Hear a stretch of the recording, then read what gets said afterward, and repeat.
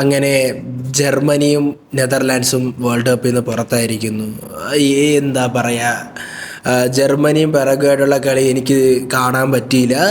Germany ജയിക്കുമെന്ന് വിചാരിച്ച് നല്ലോണം ഉറങ്ങിയിട്ട് രാവിലെ നെതർലാൻഡ്സിൻ്റെയും മൊറോക്കോയുടെയും കളി കാണാൻ വേണ്ടിയാണ് ഇരുന്നത്. അങ്ങനെ രാവിലെ എണീച്ച് ഇൻസ്റ്റ ഒന്ന് തുറന്ന് നോക്കിയപ്പോൾ വേൾഡ് കപ്പിൽ നിന്ന് പുറത്തായിരിക്കുന്നു. പിന്നെ ഹൈലൈറ്റ് കണ്ടു, വലിയ പ്രത്യേകിച്ച് കാര്യങ്ങളൊന്നുമില്ല. ജർമ്മനിയുടെ വേസ്റ്റ് പെനാൽറ്റി ടേക്സ് ആയിരുന്നു.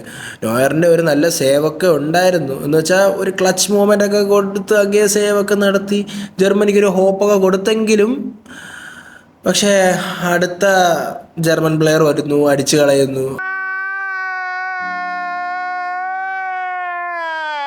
അങ്ങനെ പെറഗ്വേ ക്വാളിഫൈ ആരും എക്സ്പെക്ട് ചെയ്തില്ല. അങ്ങനെ പെറഗ്വേ ക്വാളിഫൈ ആവുകയും ചെയ്തു.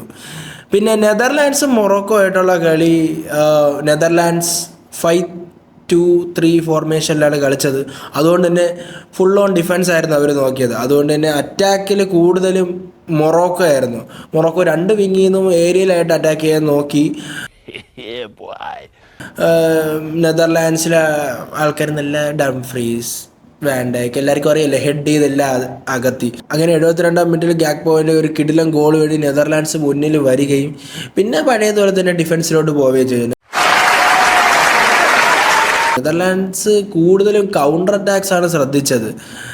എന്നാലും അധികം കിട്ടിയില്ല. എന്നാലും കൗണ്ടർ അറ്റാക്സിൽ ആണ് കയറാൻ നോക്കിയത് അവസാന നിമിഷം വരെ. പക്ഷെ മൊറോക്കോ അങ്ങനെയല്ല, ഫുൾ അറ്റാക്കായിരുന്നു. അറ്റാക്കിലൂടെ അങ്ങനെ അവസാനം 90+1 മിനിറ്റിൽ ഒരു ബുള്ളറ്റ് ഹെഡർ വഴി ഗോള് കണ്ടെത്തുകയും പിന്നെ എക്സ്ട്രാ ടൈമിലോട്ട് കളി പോവുകയും ചെയ്തു. പിന്നെ എക്സ്ട്രാ ടൈമിലും അധികം ഒന്നും ഉണ്ടായിട്ടില്ല. പഴയതുപോലെ തന്നെ മൊറോക്കോ അറ്റാക്കിലോട്ട് വരുന്നു, ഭയങ്കര ടൈറ്റ് ഡിഫൻസായിട്ട് നെതർലാൻഡ്സ് നിൽക്കുന്നു. അങ്ങനെ പെനാൽറ്റി ഷൂട്ടൗട്ട് വരെ, അതും ജർമ്മനിയും പിറകുകയും കണക്ക്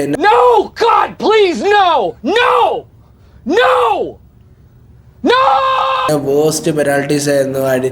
പോസ്റ്റ് തട്ടുന്നു, വെളിയിലോട്ട് പോകുന്നു, അടുത്ത മൊറോക്കോ വരുന്നു, പിന്നെയും പോസ്റ്റ് അടിക്കുന്നു, കയ്യിൽ കൊടുക്കുന്നു.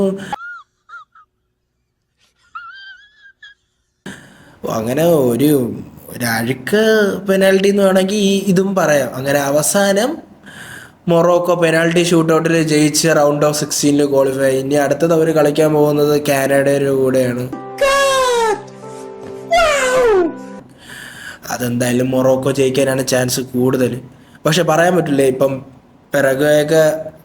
പിറകെ ജർമ്മനിയൊക്കെ തോപ്പിച്ചില്ല, അതുകൊണ്ടൊന്നും പറയാൻ പറ്റൂല.